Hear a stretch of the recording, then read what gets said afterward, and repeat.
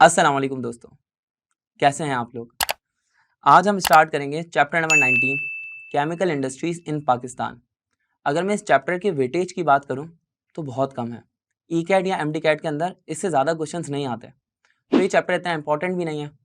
लेकिन इम्पॉर्टेंट क्या है? इम्पॉर्टेंट है ई कैट या एम डी कैट की तैयारी। मान लो आपने ई कैट या एम डी कैट का कोई भी एंट्रेंस टेस्ट देना है और आपको अपियर होना है उसके अंदर, तो आपको बहुत ज़्यादा एमसीक्यूज़ की प्रैक्टिस करनी पड़ेगी।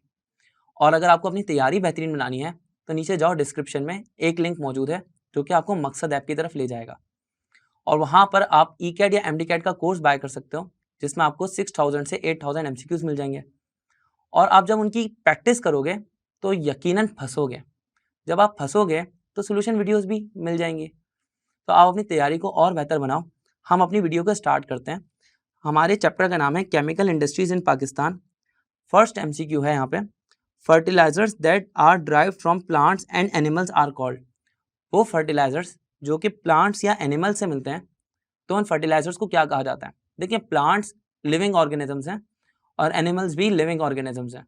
इनसे बनने वाले जो भी फर्टिलाइजर्स होंगे उन सबको कहा जाएगा नेचुरल फर्टिलाइजर्स। आगे बात करते हैं एमसीक्यू नंबर 2 की। आर्टिफिशियल और मिनरल फर्टिलाइजर्स जनरली कंटेन्स। जो आर्टिफिशियल या मिनरल फर्टिलाइजर्स होते हैं जिनको सिंथेटिकली इंडस्ट्री के अंदर बनाया जाता है, उसके अंदर आमतौर पे कौन कौन से एलिमेंट्स शामिल होते हैं?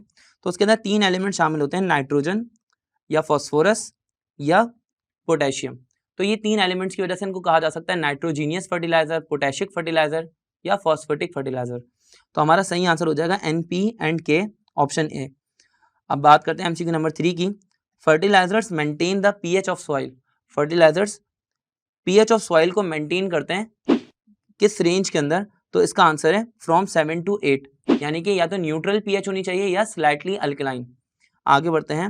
नेक्स्ट एमसीक्यू में पूछा जा रहा है, यूरिया, अमोनियम नाइट्रेट या अमोनियम सल्फेट, ये किस चीज़ की एग्जाम्पल्स हैं? यूरिया नाइट्रोजीनियस फर्टिलाइजर की एग्जाम्पल है, अमोनियम के अंदर भी नाइट्रोजन आ रहा है और अमोनियम सल्फेट के अंदर भी नाइट्रोजन आ रहा है। तो आप फौरन से प्रिडिक्ट कर सकते हैं कि ये नाइट्रोजीनियस फर्टिलाइजर्स की ही तीनों एग्जाम्पल्स हैं। अब बात करते हैं नेक्स्ट एमसीक्यू पे।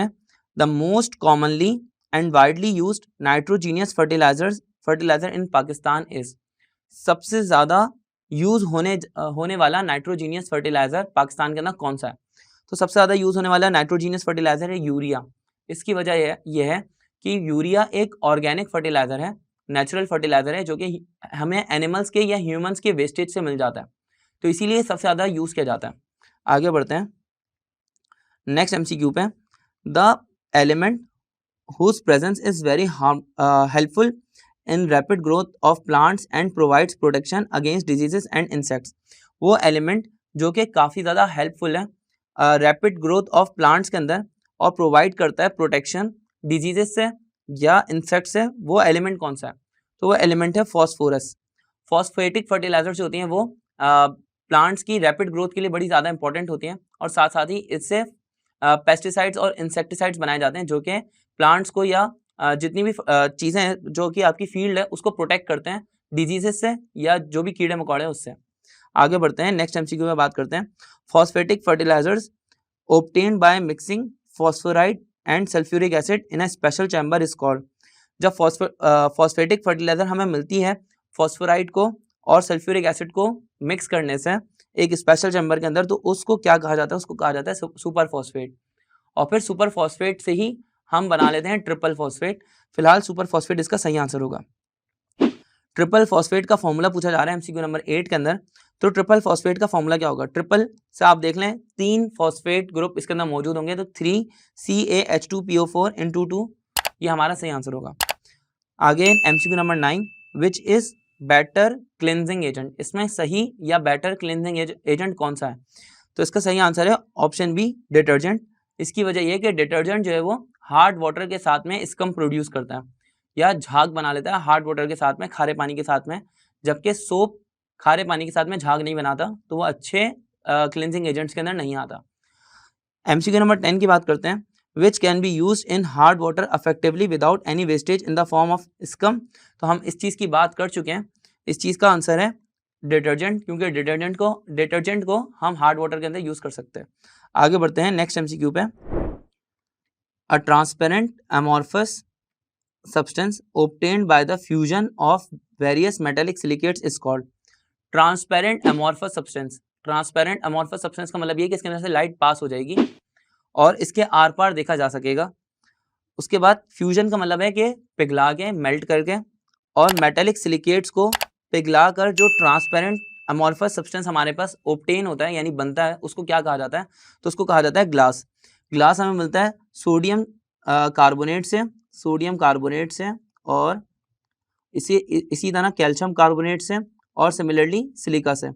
जब हम इन तीनों को मिलाते हैं तो हमारे पास सोडियम सिलिकेट्स और कैल्शियम सिलिकेट्स फॉर्म होते हैं और फिर उनकी मेल्टिंग से यानी कि उनको आपस में मिक्स करने से, मिलाने से हमारे पास ग्लास फॉर्म होता है, जिसका एक पूरा प्रोसेस है। आगे बढ़ते हैं नेक्स्ट एमसीक्यू पे।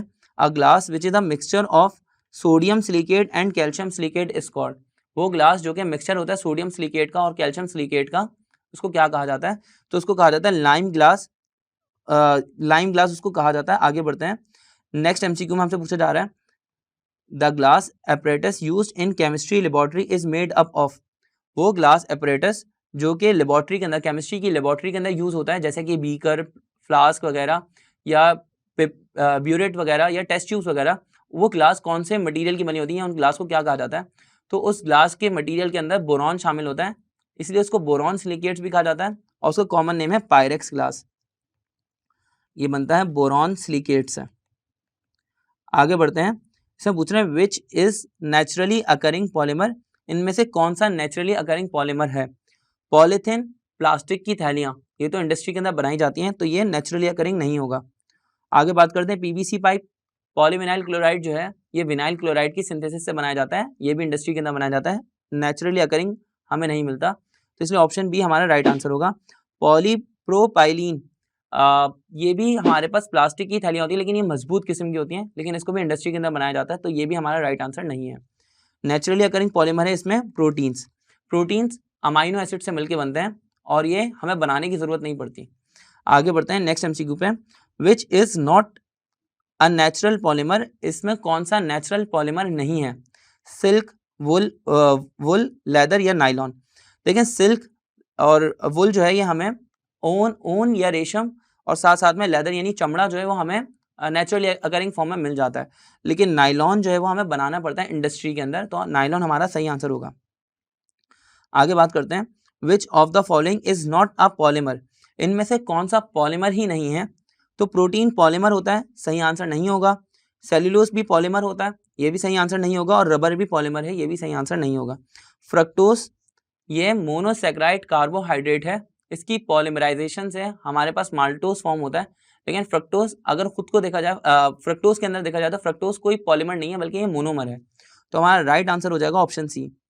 17th के अंदर पूछा जा रहा है monomer of PVC is. PVC का मोनोमर क्या है, यानी पीवीसी किस चीज से मिलकर बना है, कौन सा मोनोमर से मिलकर बना है? तो पीवीसी बना है विनाइल क्लोराइड से मिलकर, तो ये हमारा सही आंसर होगा। अगर हम लास्ट एमसीक्यू की बात करते हैं जो कि हमारा है एमसीक्यू नंबर 18, तो इसके अंदर पूछा जा रहा है natural polymer among the following is. इन सब में नेचुरल पॉलीमर कौन सा है? पॉलीथाइलीन, पीवीसी या टेफ्लॉन।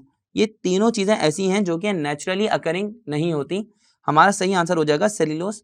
सेल्यूलोज हमें प्लांट्स के अंदर मिलता है, तो ये नेचुरली अकरिंग पॉलीमर होगा। तो ये हमारा लास्ट एमसीक्यू था, लेकिन अभी हमारी एमडी कैट की या ई कैट की तैयारी खत्म नहीं हुई।